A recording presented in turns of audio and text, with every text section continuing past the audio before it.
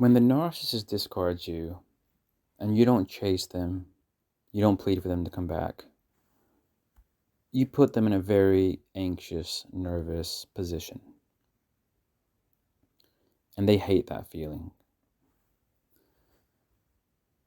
But why? Why do they discard you, but then get upset, anxious, paranoid when you don't chase them? Narcissists are only ever comfortable when things pan out exactly as they expect. It's only when events turn out this way, the way they expect, that they can satiate their need for having absolute control over situations, in particular you, in situations which involve you. And one of the reasons the narcissist initially liked you, why they initially invested in you, was because they could control you. They saw you as gullible, susceptible. And you probably gave them good supply as well, so they probably enjoy that.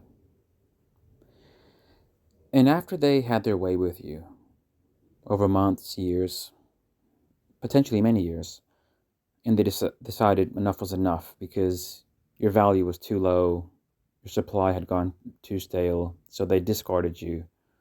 Or maybe it wasn't really an explicit discard, because narcissists don't always make the discard explicit. Sometimes they just disappear. They ghost you in a way where the understanding is that things broke apart, but there's not really much of an explanation.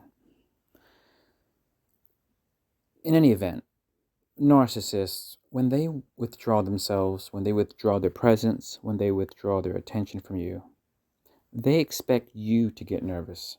They expect you to get anxious. They expect you to chase them. After all, narcissists expect people, especially you, to be awe-stricken by them. They see themselves as that great, that people just drop their mouths open when they see them like this great person, this magnificent person. They really do think they're the best thing since sliced bread. And so they expect you to chase them, to plead, and to demonstrate how devastated you are without them. They expect to see clear signs of that. Even if they're onto the new supply, they still expect to see that kind of reaction from you. But when you don't behave as they expect, when you show yourself not to be all that bothered by their absence, that's where the narcissist's confidence, their sense of value, starts to collapse. And they fear that you may be better off without them.